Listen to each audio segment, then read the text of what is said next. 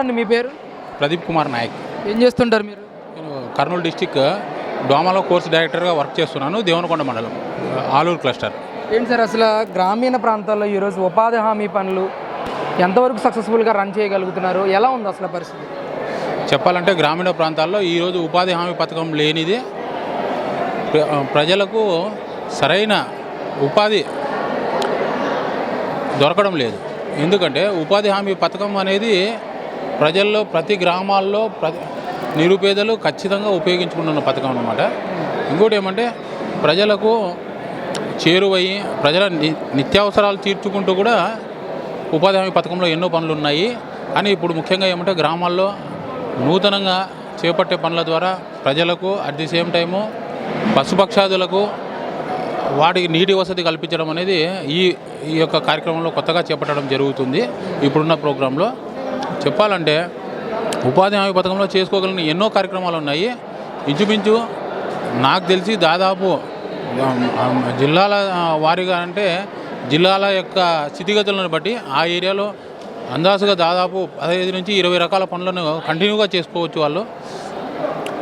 ఇంకా దాదాపు ఎన్ని రకాల పనులు ఈ ఉపాధి హామీ పథకం ద్వారా చేస్తున్నారు గ్రామీణ ప్రాంతాల్లో? గ్రామీణ ప్రాంతాల్లో ఇప్పుడైతే దాదాపు అంటే అఫీషియల్గా అంటే సెంట్రల్ గవర్నమెంట్ నోటిఫై చేసిన పనులు దాదాపు 260 దాకా ఉన్నాయి. కానీ ఇప్పుడైతే దాదాపు 90 నుంచి 95 పనుల దాకా చేస్తున్నారు. అసలు వేతనాలు ఎలా ఉన్నాయండి? గతంతో పోలిస్తే ఇప్పుడు ఏమైనా వేతనాలు పెరిగినాయా లేకపోతే అలానే ఉన్నాయి? గతంతో పోలిస్తే గతంలో ఫస్ట్ ఉపాధి హామీ పథకం ప్రారంభించినప్పుడు ఫస్ట్ 100 రూపాయలు రావాలనే ఉద్దేశంతో ముఖ్యంగా స్టార్ట్ చేయడం జరిగింది ప్రతి ఉపాధి కూలీలకు. కానీ ఇప్పుడు అంచెలంచెలుగా పెరిగి 307 రూపాయలు మన ఆంధ్రప్రదేశ్ రాష్ట్రంలో ప్రతి ఉపాధి హామీ కూలీకి ప్రతిరోజు వేతనం పొందేలా చర్యలు చేసుకుంటున్నారు. అంటే వేతనాలు టైం టు టైం పడుతున్నాయా మీకు మీ అకౌంట్లో కానీ లేకపోతే మీ చేతి కానీ టైం టు టైం వస్తున్నాయా? గతంలో ఎలా ఉంటుంది, ఇప్పుడు పరిస్థితి ఏంటి?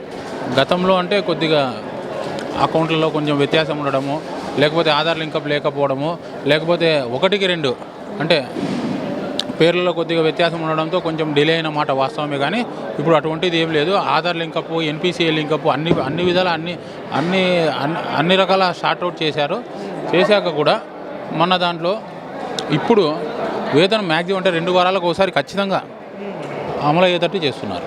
2 వారాలకు ఒకసారి ఖచ్చితంగా పడుతుంది. ఏంటి అసలు మరి పవన్ కళ్యాణ్ గారిని కలసడం అనేది చెప్పాలంటే మా కర్నూలు జిల్లా ప్రజలు చేసుకున్నటువంటి అదృష్టంగా భావిస్తున్నాము. అంటే గతంలో ఈ గ్రామీణ శాఖకి సంబంధించిన మంత్రులు ఎవరన్నా డైరెక్ట్గా ఇలాగ ఉపాధి హామీ శ్రామికులతో ముచ్చటించినట్టు కానీ లేకపోతే ఆత్మీయ కలయికలు పెట్టినట్టు కానీ ఏమన్నా చరిత్రలో చూశారు? గతంలో అయితే ఎన్నో ప్రభుత్వాల్లో ఇటువంటి కార్యక్రమాలు ఉపాధి హామీ పథకానికి సంబంధించి రాష్ట్రాల్లో పెడుతున్నారు. కానీ ఇట్లా శ్రామికుల కోసమే మేడే రోజు ఖచ్చితంగా ఇటువంటి కార్యక్రమం పెట్టాలా అనేది జిల్లాలను నిర్దేశించి జిల్లాల నుంచి ఖచ్చితంగా సరే ఎవరైనా సరే ఉపాధి కూలీలు వాళ్ళు ఏవైతే లబ్ధి పొందినారో వాళ్ళని ఖచ్చితంగా ఇక్కడికి రప్పించి వాళ్ళ ద్వారానే మాట్లాడించాలనేది ఒక ముఖ్య ఉద్దేశంతోనే ఈరోజు ఈ ప్రోగ్రాం పెట్టడం జరిగింది.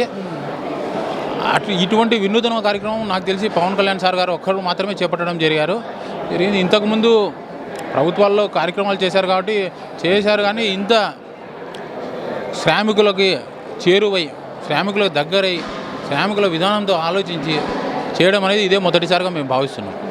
ఏంటి సార్ ఎలా ఉంది అసలు 11 నెలల కాలంలో ఎలాంటి అభివృద్ధి మీరు చూస్తూ ఉన్నారు? మీ గ్రామాల్లో పరిస్థితి ఎలా ఉంది? ఈ 11 నెలల కాలంలో చెప్పాలంటే చాలా మార్పులు వచ్చాయి. ఉపాధి హామీ పథకంలో గ్రామీణ ప్రాంతాల్లో ఇటువంటి పనులు మనం చేపట్టగలమా, ఉపాధి హామీ పథకం ద్వారా ఇవి చేయగలమా అనే ఆలోచన స్టార్ట్ అయింది.